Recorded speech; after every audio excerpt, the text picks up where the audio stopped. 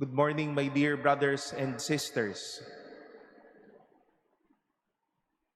Jesus and his apostles from both readings today faced great crisis during their time.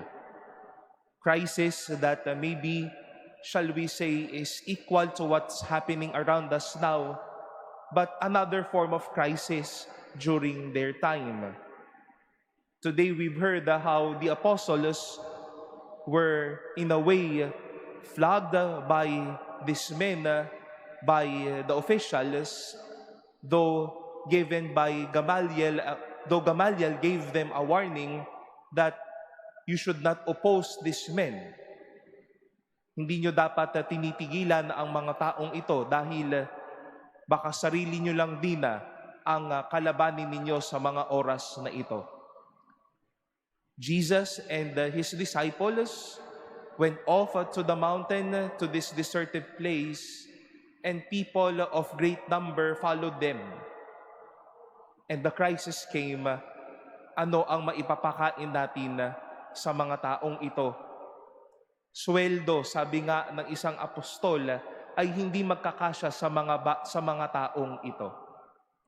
Great crisis. But then, in the midst of their crisis, what came out, what unleashed, was not to form another crisis or to form another problem, but to unleash the best in them. Though the apostles were flogged, they were persecuted, they were stopped from preaching Jesus. They left the presence of the Sanhedrin, rejoicing to suffer because of Jesus. All day and all night, they preached Jesus. May krisis na yon, pero kabutihan at yung kagandahan ng kanilang pagpapahayag kay Jesus pa din ang kanilang ibinuga. And similarly, in the face of crisis, Jesus made miracle possible. The 5 barley loaves and the 2 fish multiplied, and everyone had their fill. Mga minamahal na kapatid, tanong ko po sa inyo at sa akin na sa kabila ng krisis na hinaharap natin ngayon, o marahil sa personal na krisis natin sa buhay, ano po ang naibubuga ninyo? Are we making another crisis? Or are we also contributing to answers, to consolations, and ways to move out and go out of this crisis?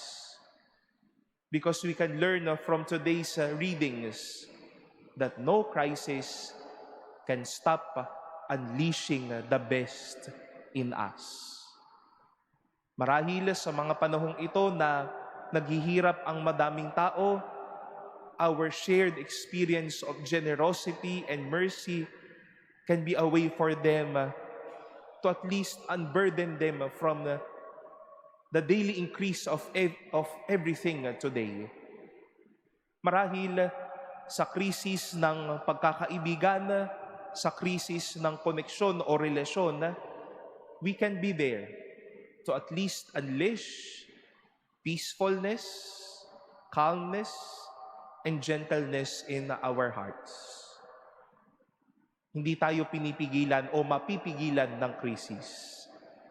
But then let us make use of these moments of crisis, even more ways to give and unleash what is best in us. Let us not contribute to crisis. Let us not pin down the crisis all the more. But in the midst of this, let us be the answer. Let us be the miracle. Let us be the kindness and graciousness each of us are looking forward to embrace.